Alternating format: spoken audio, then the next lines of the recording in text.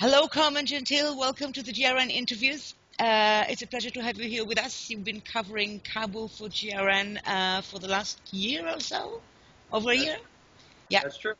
um, great. So we are sorry that we cannot have you here in London with us, but we're happy to get you in the GRN interviews.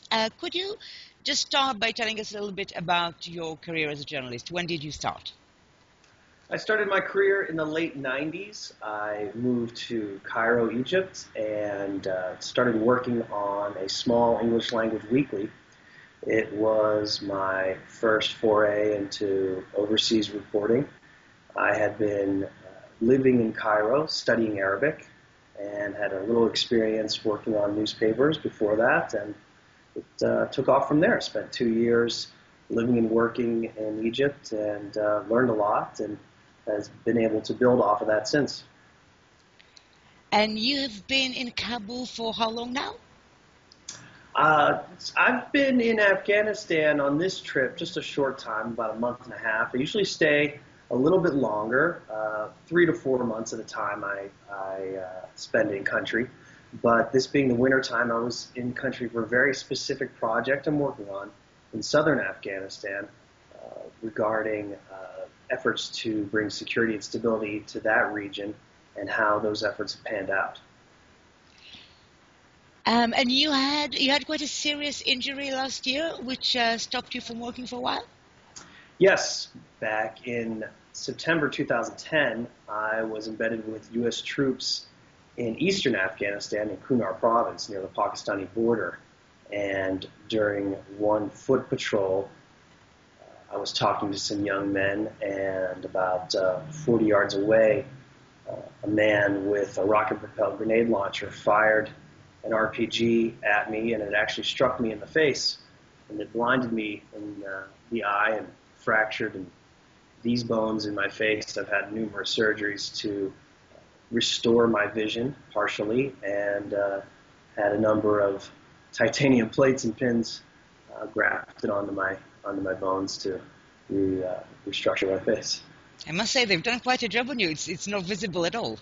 I'm very happy about it. I just have a small scar right here, and where I was blind for a number of months, now I can see out of the side with the help of an artificial lens and some miraculous doctoring on the parts of surgeons in the U.S. and in Afghanistan. I had my first surgery at Bagram Airfield with a military ophthalmologist who, what my doctors in the States told me, saved my eye. Were you worried before you went back to Afghanistan? Probably most of your friends and family thought this was the end of your journalism career in dangerous places. Okay. I had spent 8 months recovering after my surgery, numerous surgeries, in fact. And once the doctor said I was able to return to work, I went back to Afghanistan, and I was definitely afraid that first troops. And since then, still not apprehensive at times, but it's part of the job. Do you feel that you're more careful now? I think I am more careful. I wouldn't say that I was particularly reckless in the past. I think maybe I'm more mindful of my surroundings, which is something that every war correspondent needs to do. There were times when I might have relied on other people's eyes to watch out for me when I was filming or when I was interviewing someone. Now I'm a lot more aware of just about what is happening all around me. So I take that into account when I'm doing my job now. It seems that there are some places where being a journalist, being visibly a journalist, makes you safer, and some places where it puts you in more danger. Where would you place Afghanistan in that sense? Depends on the particular climate. I think that in certain situations, you might enjoy a little more safety as compared to soldiers with whom you're embedding. Although in a firefight, it doesn't really matter. Bullets don't really pick a person, they just fly indiscriminately, unfortunately. You know, in this current state of unrest, there are situations, protests, violent altercations where journalists are likely to be possible targets. So these are things you have to particularly keep in mind when you're covering these events. It was very much on our mind this week following the death of the journalists in Syria. We have a few journalists in Syria that we're quite worried about, and also the Frontline Club handed out this survey to freelance journalists about how they conduct themselves. One of the questions they asked was, is there a story that is worth dying for? I would ask you, is there a story that is worth risking your life for? I don't think so. I think that in order to be a good storyteller, first and foremost, you have to live to tell the story. And it's imperative that you take your safety into consideration and the safety of the people with whom you're working into consideration. And I think any good war correspondent will tell you that coming home to tell the story is of the utmost importance. There's no story worth dying for, no. People who work in more organized media as staffers often get training to keep safe in hazardous environment. And I know that these courses are now available also for freelancers, but they're quite expensive. Did you consider doing one of them? Did you do one of them?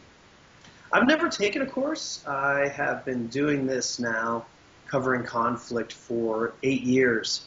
And I've been fortunate to have been mentored in the field by experienced correspondents who taught me the ropes as I was doing the job.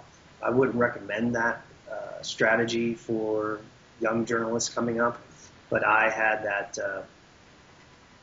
that particular opportunity that allowed me to learn on the job. I had my first experience covering conflict in 2004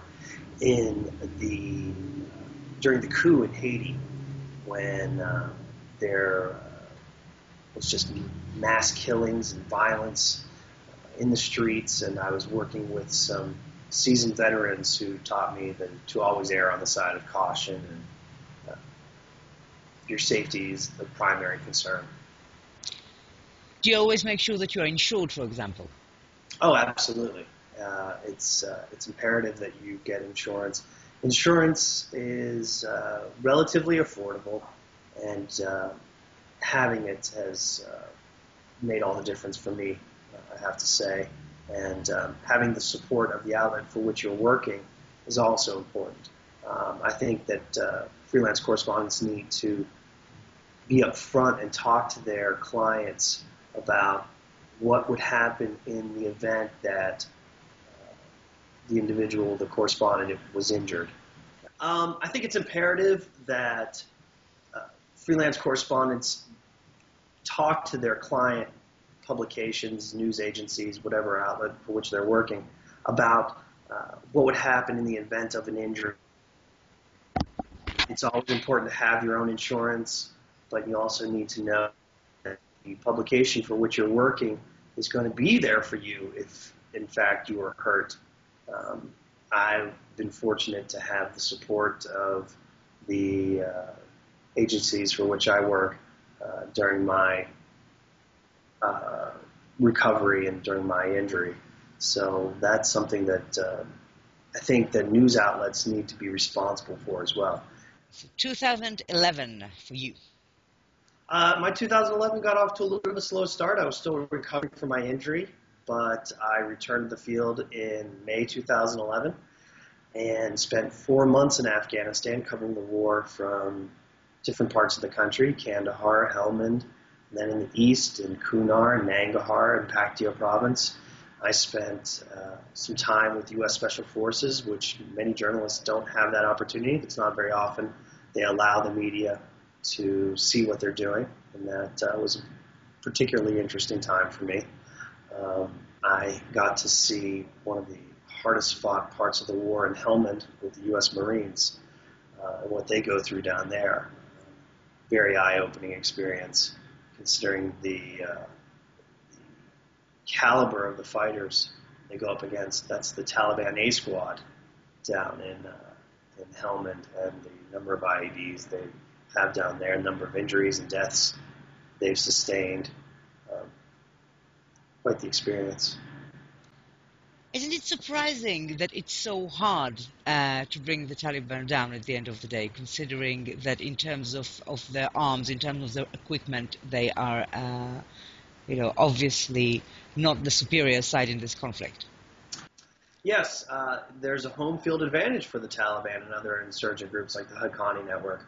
They have the home field advantage in that they know the terrain, they know the culture, they know the people, they know who's a friendly and who's a foe, whereas any foreign force will tell you that not having the high ground when it comes to the mountains and not having as intimate knowledge of the terrain as the Taliban does is definitely going to work against you. It's not a matter of firepower and it's not a matter of technology. It's about understanding the battlefield. To what extent is it a matter of local support from the local people, the war on the hearts and minds of the Afghan people? The Taliban are at disseminating their brand of propaganda. They are winning the war in the information dissemination aspect. Any U.S. commander will tell you that. The U.S. and coalition forces spend millions of dollars every year trying to win hearts and minds with sponsoring radio programs and reaching out to the community with schools, community centers, projects to build canals and other public works. But the Taliban can whisper into the ear of an elder who will then on-pass their message to everyone else in the village, and that's all it takes. It's very effective, low-tech, low-cost way of winning the support of the local populace. What is going to happen next year? Well, according to the Obama administration, there's going to be a significant drawdown of forces, and both combat and support forces, and that the majority of the fight will be put in the hands of special forces, Green Berets, probably Navy SEALs, and other elite military units. We'll continue with the unmanned aerial vehicles to do surveillance and to do targeted strikes. However, I believe that our presence in the country, the presence of U.S. and coalition troops will remain probably for years to come, just not in the same capacity in which they are fighting right now. What kind of Afghanistan would they be leaving, the soldiers that will be leaving Afghanistan behind them after 10 years? They're going to be leaving an Afghanistan that's now been living with civil war for over 30 years, a country that's been embattled for 3 decades, one in which 2 generations now have grown up knowing nothing but war. They're leaving the country with a largely ineffective federal government that has very little reach in the rural sectors of Afghanistan. The vast majority of people in Afghanistan live in the small villages. They don't live in the major cities. And they're leaving the country possibly to be taken over by the Taliban again shortly thereafter. Do you believe that this is what's going to happen? I believe it's a very distinct possibility. I certainly hope it doesn't devolve into another civil war like the one they experienced after the Soviets left, in which the Taliban rose to power. However, there is that possibility. The Afghan National Security Forces are increasing their ranks, and from what I've seen, some of them are very capable fighters. Others are not. Some are. The problem, I think, is not going to be with... Hang on, you got cut again. You said the problem? problem is not going to be with Carmen, hang on. You were cut after you were saying the problem seems to be.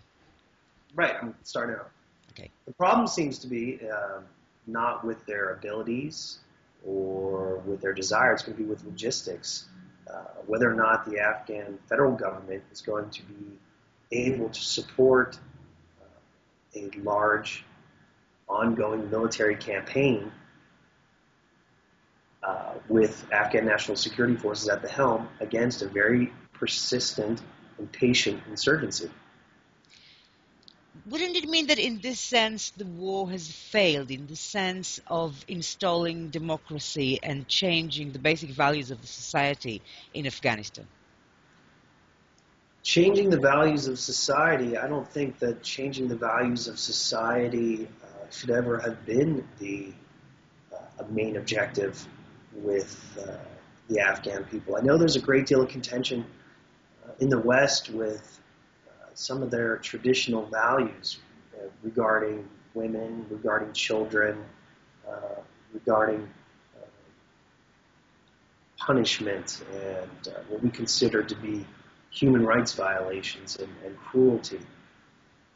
We're looking at Afghanistan through Western eyes, and that has always been problematic. If you look at the country through Western eyes, you're never going to be satisfied. You'll always consider it a failure. These are people who do not want to be Westernized, nor should they be Westernized. They have very deeply entrenched values that go back thousands of years. It's not for the U.S., for any other of the coalition countries to say this is how you should live. These are the type of people you should be. I think if the U.S. and coalition forces can keep groups like Al-Qaeda from training in Afghanistan, from planning future attacks in Afghanistan, then I think that will be a success from a Western perspective. The future of Afghanistan is up to the people of Afghanistan, and that's the way it should be. Still, there was a lot of talk about installing democracy, about creating a different atmosphere, creating an infrastructure for a different society. Has any of this happened? There are those within the Afghan government who work in a different capacity outside the structure of government, who are what we would call corruption, who are exert a great deal of influence in other parts of the country, particularly involvement with the opium trade and other corruption rackets. However, the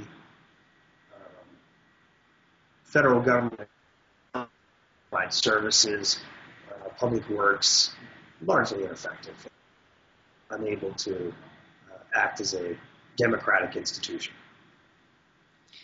Because the pretext was to install democracy, there was a lot of activity of different NGOs in Afghanistan. I think the coalition enabled a lot of different bodies to come and work towards all sorts of things, research of democracy, trying to build democracy, building schools, teaching arts and crafts, and so on. What was the contribution of these organizations to the current situation in Afghanistan? What are they going to leave behind, or are they going to stay? The NGOs, I think the NGOs will eventually leave. They're already leaving.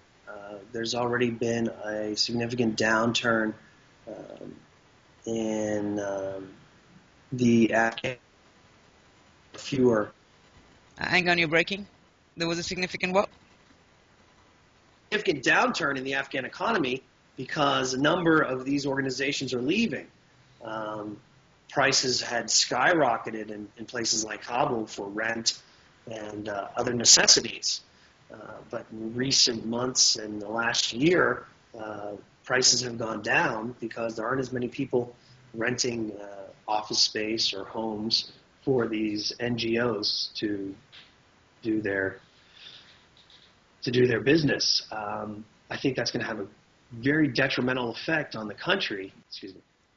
A lot of the legitimate economy, the economy outside of the opium trade, is based on foreign dollars coming in to prop up these projects.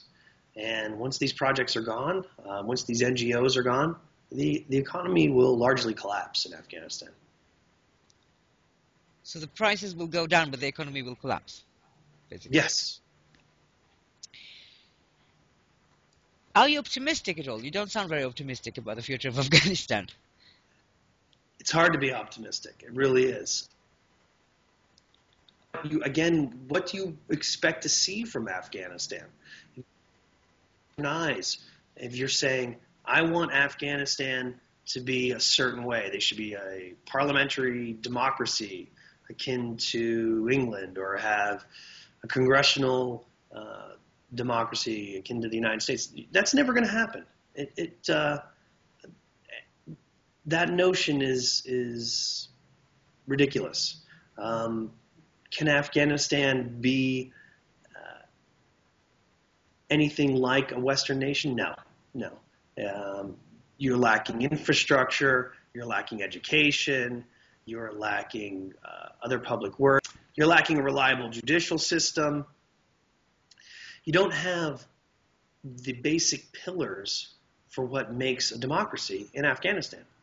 So it's not going to be a traditional democracy.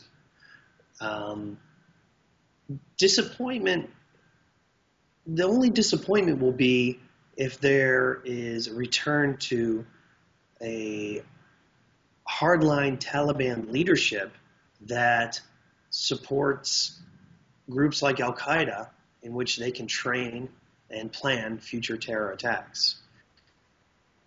The Taliban is already showing signs of moderating their stance. They have a website, they have a spokesperson, they have a Twitter feed. Not to say that that makes them good people now, but they are definitely cognizant of the fact that they cannot be an isolated traditional hardline theocracy anymore if they want to have power. And this all comes down to power. The Islamic theology is just a thin veneer for a criminal enterprise. And I'm afraid to say that the Afghan government in itself is its own criminal enterprise. And the U.S. and coalition forces have just put their faith behind the Afghan government as one criminal enterprise fights another for the profits and future of Afghanistan. So basically you're saying if the Taliban will basically iron their act a little bit on the religion and on the politics, but keep controlling the country and run the same criminal enterprises, they are likely to get the support of the regimes in the West at the end of the day. Sure. Afghanistan is just a place for other people to fight. It's a war propped up by Pakistan. Pakistan doesn't want to see Afghanistan fall under the influence of India.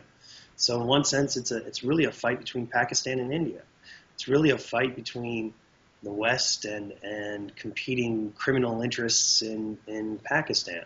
We just happen to be fighting in a patch of rocks called Afghanistan. So will India start playing a more visibly prominent role in Afghanistan once the coalition leaves?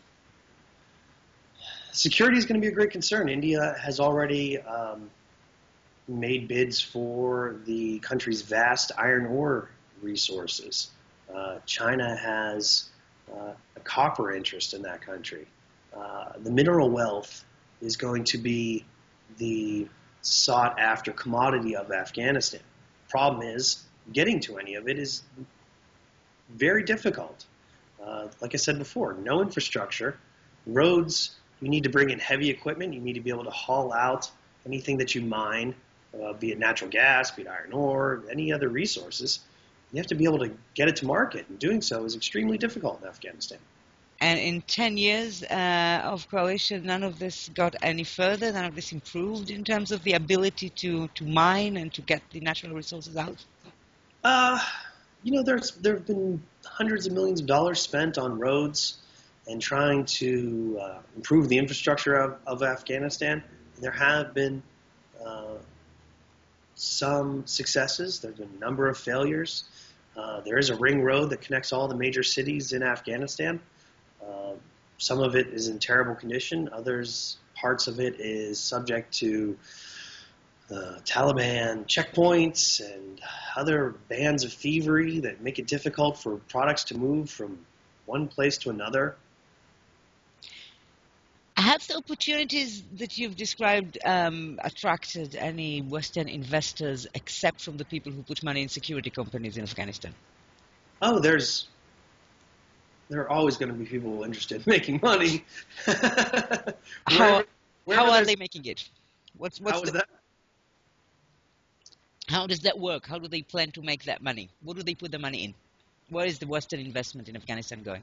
Who's ever in control of the resources, those are the people that you need to bribe to get the contracts to make a profit. Unfortunately, in a country like Afghanistan, where there's very little transparency and a great deal of corruption, there are going to be bribes and kickbacks, and unfortunately, a lot of the money that's made off of resources in countries like this does not trickle down to the population. That's why you see countries like the one I covered in West Africa, like Nigeria, oil-rich. The vast majority of the people are very poor. They call it the resource curse. There's a reason for that. This is a problem in a country like Afghanistan, where you don't have checks and balances, where you don't have a judiciary on which you can rely to keep business honest. Also, the main natural product of the country is illegal. That too. 90% of the world's opium comes from Afghanistan. There is a little being done to really eradicate poppy. There's poppy growing outside of U.S. combat outposts all throughout southern Afghanistan. See it all the time. Beautiful pink poppy bulbs just blooming in full effect right outside the walls of these military bases.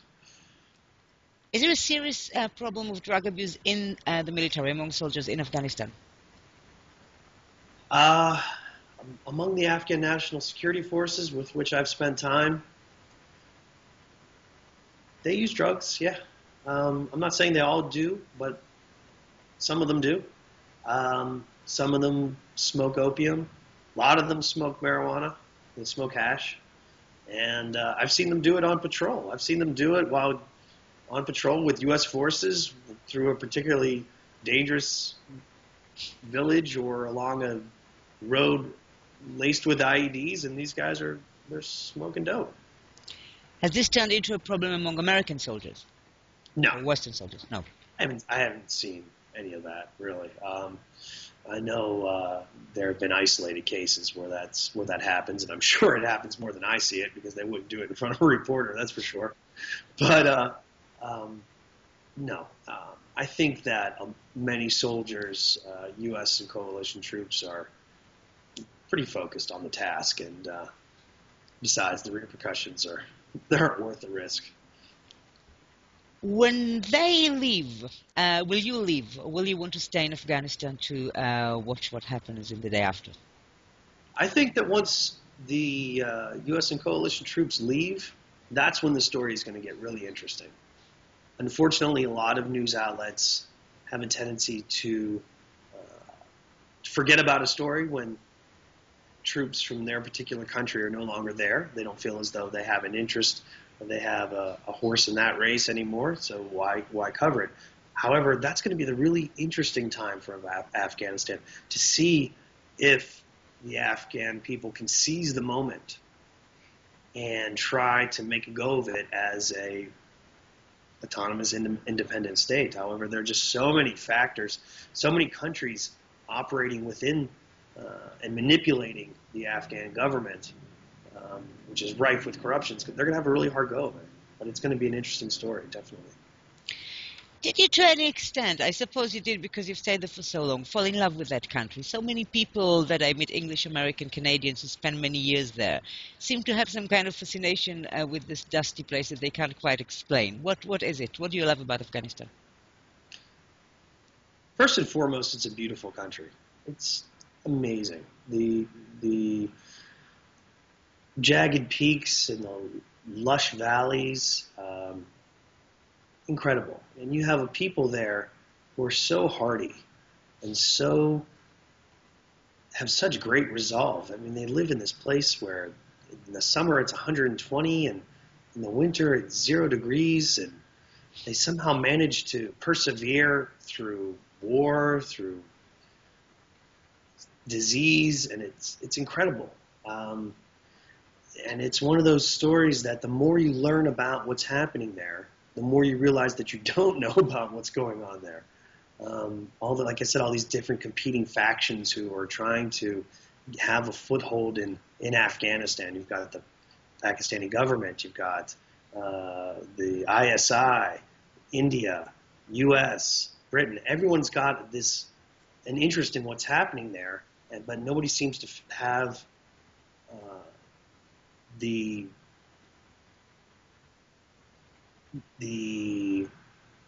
concerns of the Afghan people in mind. They're the ones that are left by the wayside, and it's sad. It's disheartening to see, but at the same time, that's one of the things that compels me to keep coming back to hopefully keep telling the story, so that people know that the victims are the Afghan people for the large part. The vast majority of people have nothing to do with the Taliban. They are easily manipulated or easily controlled because they don't lack the ability to protect themselves against this small insurgency that has the backing of the Pakistani government and other criminal factions. These are the people that are forgotten in all this talk about Qurans being burned and unmanned aerial vehicle strikes, and the politics that goes on in the halls of Washington. We forget about these people that live off the land and live a day-to-day existence. I think that's what keeps me coming back. Do you have your next story in mind? Where would you like to go? Other than Afghanistan, yeah. I would like to visit Syria. The story kicked off while I was still recovering from my last injury. I would very much like to go to Syria to see what's happening there. I've started my career in the Middle East. A number of my friends and colleagues have gone off to Syria, and I would like to have the opportunity to see that story firsthand. I don't think you can really get your mind around what's happening, for me, unless I'm there. I can see it and I can smell it and feel it and talk to the people and ask them, how are you being affected by what's happening here? Syria is definitely a place I would like to go. I'd also like to visit Somalia sometime. I've never been to that part of Africa. I've done work in West Africa, but Somalia is definitely another place I'd like to see. There's been talk about how there's relative stability in Somalia now. I wouldn't believe it unless I see it for myself. It's definitely a story I'd like to tackle sometime.